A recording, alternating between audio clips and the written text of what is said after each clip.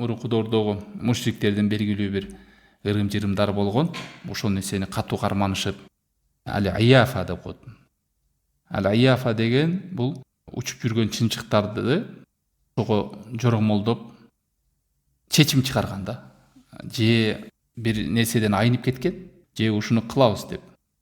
Жахилияда кээ бир чымчыктарды карап, бир жака сапарга чыгайын десе, учуруп оңго кеткен болсо, сапарга чыгып, солго учуп кеткен болсо, кайтып, эгерде кээ бир чымчыктарды көрүп калса, ошонун үнүн укса, жакында бир кырсык болот экен, мен чыкпай турайын бул сапарымда деп ушинтип, ырым дейби, жырым дейби, ошол сенин кыла турган максатыңдан тайдырып салган деген сөз да. Эч кандай себепсиз эле, бир кайсы бир чымчык үчүн.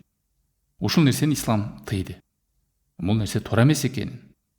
Алла Таалам бизге буйруду. Ушул жерден эмне кылышыбыз керек? Кээде кээ бир адамдар байкасаңыздар, ит улууза коркот. Кечинде бир чымчыктын үнү ыңгайсыз болуп калса адан коркот.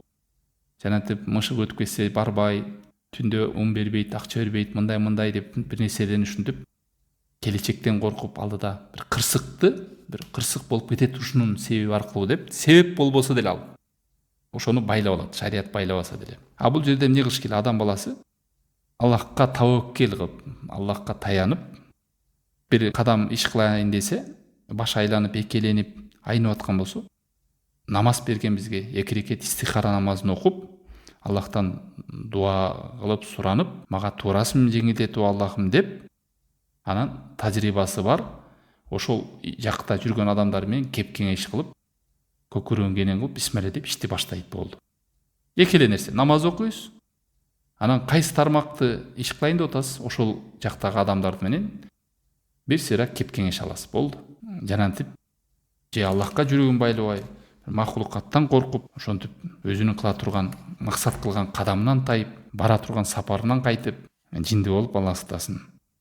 Чымчыкка байлап, итке байлап, мышыкка байлап алып, андай туура эмес. Бул жахилиядагы кадамдардан болгон.